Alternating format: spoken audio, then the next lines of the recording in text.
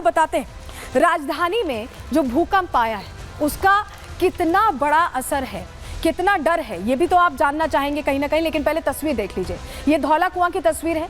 यहाँ भूकंप से ये पूरा पेड़ गिर गया है। ये एपिसेंटर बताया जा रहा है, ये एपिसेंटर बताया जा रहा है जहाँ पर ये पेड़ गिरा है और यहीं से ओरिजिनेट हुआ था भूकंप बताया जा रहा है। तस्वीर इसलिए दिखाना ज़रूरी है क्योंकि यही वो इलाका है जहाँ से दिल्ली में कई बार बताया जा रहा है कि भूकंप आ चुका है। तो ऐसे में दिल्ली क्योंकि एपिसेंटर बन गया और यहाँ तबाही तय होती दिखाई दे रही है। आपको हमारे सहयोगी की एक रिपोर्ट दिखा रहे हैं, वो वहाँ पहुंचे थे, जरा उनकी रिपोर्ट देखिए। दरख्त है हमारे पीछे, ये पेड़ एक झील पार्क है धौला कुआं में, और यहाँ पर जो आप तस्वीर देख रहे हैं ये एक पेड़ गिरा है। उम्र इसकी बताई जा रही है तकरीबन 15 से 20 साल, और 20 साल से ये पेड़ खड़ा था। लेकिन औषधीय गुणों की अगर बात करें तो ये जो पेड़ है वो अर्जुन का पेड़ है, जो अर्जुन की छाल इम्यून सिस्टम को बढ़ाने के लिए इसकी छाल का प्रयोग किया जाता है। तो उस मायने में ये काफी लाभप्रद था। लेकिन ये पेड़ अब धराशायी हो गया। यहाँ की मिट्टी की तरफ अगर आएंगे, अगर दिखाएंगे आपको, तो मिट्टी जो है चारों तरफ पानी है, और पानी की वजह से यहाँ पर जो मिट्टी है वो दलदली है। अगर आप थोड़ा आगे की तरफ अगर जाएं तो ये मिट्टी यहीं से दलदली हो जाती है। और ये देखिए, ये जो मिट्टी है ये काफी नमी है इसमें, तो इस वजह से ये झटके बर्दाश्त तो नहीं कर पाया और जो इसकी जड़ें हैं वो पूरी तरह से उखड़ गई हैं। तो एपिसेंटर से हमने आपको रिपोर्ट दिखा दी हमारे सहयोगी विवेक की, लेकिन एपिसेंटर दिल्ली जो बन गया है इससे चिंता की बात है क्या? चलिए आपके सवाल का जवाब देते हैं। एपिसेंटर पर धरती के नीचे हलचल होती है, वो मुख्य केंद्र होता है और धरती की प्लेट्स आपस में टकराती हैं, टेक्टोनिक प्लेट्स जिन्हें बोलते हैं, और इन प्लेट्स की टक्कर से कंपन होती है, ट्रेमर्स फील किए जाते हैं। जहां एपिसेंटर होता है, कहा जा रहा है जहां मेन केंद्र होता है, वहां कंपन सबसे ज्यादा होती है और यही वजह कि ट्रेमर्स सबसे ज्यादा एपिसेंटर पर फील किए जाते हैं। और जैसे जैसे इलाका दूरी बढ़ती जाती है वो ट्रेमर्स थोड़े हल्के होते जाते हैं, कंपन थोड़ी हल्की हो जाती है। पहले पहाड़ी इलाके एपिसेंटर हुआ करते थे एक दौर में, लेकिन अब मैदानी इलाके एपिसेंटर बन गए हैं। और दिल्ली के आसपास क्योंकि रहायशी इलाका है, ऊंची ऊंची इमारतें बनी हुई हैं, और ऐसे में अगर तीव्रता बढ़ती है तो ये तबाही का इंडिकेशन हो सकता है, खतरा हो सकता है। लेकिन इसके अलावा भी कई सवाल है। जब आप देखते हैं कि भूकंप आया तो आपके मन में ये भी सवाल होगा कि ये जो गड़गड़ाहट की आवाज़ें आ रही थी, क्योंकि इस बार जो भूकंप आया, अगर आप दिल्ली एनसीआर में रहते, मैंने तो वो महसूस किया क्योंकि वो गड़गड़ाहट की आवाज़ आ रही थी। आवाज़ के साथ भूकंप क्यों आया, क्या वजह है? बहुत सारे सवाल इससे जुड़े आपके मन में होंगे भूकंप को लेकर। चलिए सारी जानकारी आपको जल्दी से दे रहे हैं। सवाल सबसे पहला, भूकंप के साथ तेज आवाज क्यों आई? ये आपके मन में होगा, मेरे मन में भी ये सवाल आया था। भूकंप के एपिसेंटर की गहराई कम थी, यानी दिल्ली में 5 किलोमीटर अंदर तक ही भूकंप आया था, यानी बहुत गहरा नहीं था। ऐसे में सतह तक इसको महसूस करना और ज्यादा कंपन महसूस हो रही थी। तरंगे हवा से टकराकर आवाज में बदल गई, वो कंपन तेजी से बढ़ गई, दूरी कम थी एपिसेंटर से और ऐसे में असर इसका आया। सवाल नंबर 2, भूकंप की तीव्रता कम, झटके तेज क्यों? क्योंकि 4 रिएक्टर स्केल पैमाने पर बताया जा रहा है, तो 4 रिएक्टर स्केल पर इतनी क्यों महसूस हुई आपको तीव्रता? ऊंची इमारतें, ऐसे में हिलने से झटके और तेज हो गए क्योंकि हाई राइज बिल्डिंग्स हैं, ऐसे में झटके तेज हुए। इसके अलावा दिल्ली की नरम मिट्टी भी एक वजह है और ऐसे में जो कंपन हो रही थी वो ऊपर तक जा रही थी। तीसरा सवाल क्या है कि दिल्ली एपिसेंटर आखिर क्यों बना? क्योंकि अभी तक तो पहाड़ी इलाकों में कहा जाता था भूकंप आता है, ये ज़मीनी इलाकों में, मैदानी इलाकों में क्यों हो रहा है? दिल्ली भूकंपीय क्षेत्र जो कहा जाता है सिस्मिक जोन्स होते हैं, उसमें सिस्मिक जोन 4 में आता है, यानी ये पहले से ही वो इलाका है जहाँ पर भूकंप आ सकते हैं। यहाँ पर भूकंप के झटके आते रहते हैं, ऐसा पहले ही साइंटिस्ट ने, वैज्ञानिकों ने कहा है। सवाल नंबर 4, क्या आफ्टर शॉक आ सकता है? देखिए आज तो भूकंप आ गया, तो क्या इसके बाद हमें और ट्रेमर्स अगले कुछ दिनों में महसूस हो सकते हैं? क्योंकि ऐसा होता है, भूकंप आता है उसके बाद कुछ ट्रेमर्स आते हैं, आफ्टर शॉक्स आते हैं।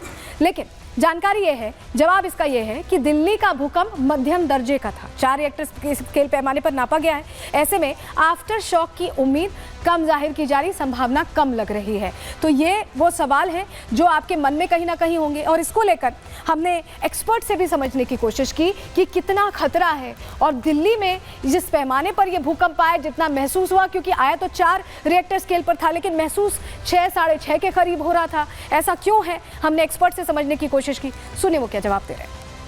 आज का जो झटका सुबह में जो आया है वो जमीन के नीचे की गहराई काफ़ी कम थी, 5 किलोमीटर हुआ है और उसका जो है ऑफकोर्स मैग्नीट्यूड 4 रहा है, लेकिन ये बहुत सैलो होने से लोगों को झटका महसूस हुआ है। और सुबह का टाइम था तो समझ सकते हैं सुबह में लोग काम एंड क्वाइट होते हैं, थोड़ा भी बड़े ऊंचाई वाले बिल्डिंग पर होंगे तो उनको ज़्यादा झटका फील हुआ होगा, नीचे वाले को कम फील हुआ होगा। तो ये जो झटका हुआ है दिल्ली के आपका जो झील पार्क और आपका जो धौला कुआं के एरिया में, यहाँ पर पहले भी अर्थक्वेक हुआ है। ये कोई नया जोन नहीं है जहाँ पर अर्थक्वेक पहली बार हो रहा है। मैंने बताया कि आपको 1993 से लेकर अभी तक दिया जाए तो करीब करीब माइक्रो से लेकर मॉडरेट अर्थक्वेक जिसका मैग्नीट्यूड 3 से लेकर 4.6 तक मैक्सिमम अर्थक्वेक हुए हैं, जो 2007 में नवंबर में 4.6 था। लेकिन ये अर्थक्वेक की गहराई जो है अलग अलग होती है, तो जितना गहरा होगा उसकी जो है शेकिंग झटका कम फील होगी, क्योंकि सेस्मिक एनर्जी जो होता है वो ज़मीन के नीचे भी अपने से भी डेसिपेट हो जाता है, उसका क्षय होता है, उसकी जो है स्कैटरिंग हो जाती है, तो लोग कम झटका करते हैं। ये जो 5 किलोमीटर था बहुत सैलो, इसलिए सुबह के समय में लोगों ने झटका काफ़ी महसूस किया। और चलिए अब आपको बताते हैं कि किस तीव्रता पर कितना नुकसान हो सकता है, क्योंकि इस बार तो हमने ये देखा कि 4 रिक्टर स्केल पैमाने पर नापा गया है तीव्रता को, लेकिन अगर तीव्रता बढ़ती है, कम होती है तो क्या होता है, ज्यादा होती है तो क्या होता है, दोनों का जवाब अब आपको देने जा रहे हैं, जानकारी आपके सामने रखते हैं। चलिए सबसे पहले समझिए कि अगर 0 से 1.9 सिस्मोग्राफ से ही इसका पता चलता है कि ये अगर आया है तो इतना इफेक्ट इसका नहीं होता है, रिएक्टर स्केल पर 0 से 1.9 अगर हो। आगे बढ़े, अगर बात करें 2 से 2.9 तक का अगर ये पैमाना नापा जाता है तो हल्की कंपन महसूस होती है। इसके अलावा 3 से 3.9 अगर हो तो कोई ट्रक नज़दीक से गुजरे, यानी कोई बहुत हवा का झोंका आ रहा है, हल्का सा महसूस होता है। वहीं जैसे जैसे पैमाना बढ़ता है, अब आपको बता रहे हैं, 4 से 4.9 अगर हो जाता है, 4.9 अगर हो जाता है तो दीवार पर टंगी फ्रेम गिर सकती है, यानी थोड़ी कंपन घर में होगी, आपको महसूस होगा। 5 से अगर 5.9 होता है तो फर्नीचर जैसा भारी सामान भी हिल सकता है, यानी हलचल तेज हो सकती है। और अगर 6 से 6.9 होता है तो इमारतों की नींव तक दरक सकती है। समझ रहे हैं आप, जैसे जैसे पैमाना बढ़ेगा खतरा, नुकसान उतना ही बढ़ता जाएगा। वहीं ऊपरी मंजिल को भी नुकसान पहुंच सकता है, इमारतों की नींव तो दरक ही सकती है, ऊपरी मंजिल को भी नुकसान पहुंचेगा। लेकिन 7 से अगर 7.9 हो जाता है तो इमारत गिर जाएगी, जमीन के अंदर पाइप फट जाएगी, इतना नुकसान, इतनी तबाही मचेगी। और 8 से 8.9 अगर होता है तो इमारत के साथ साथ बड़े पुल भी धराशायी हो जाएंगे, यानी ये ऐसी तबाही मचाएगा जो हमारी सोच से परे होगा। 9 या उससे ऊपर अगर आता है तो भयंकर तबाही होती है और सुनामी आ जाती है। सुनामी आई भी है, आपको याद होगा इंडोनेशिया में कैसी तस्वीरें आई थी। तो ये अगर भूकंप तबाही मचाने पे आए तो बहुत ज्यादा तबाही मचा सकता है, और ऐसा हुआ भी है।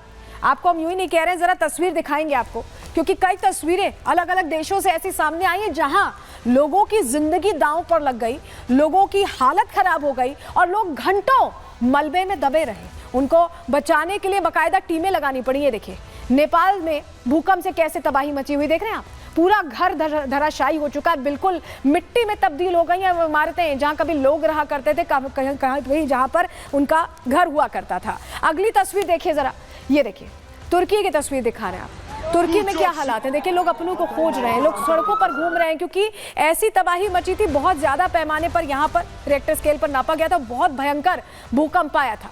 तो ये तस्वीरें हमने आपको दिखा दी।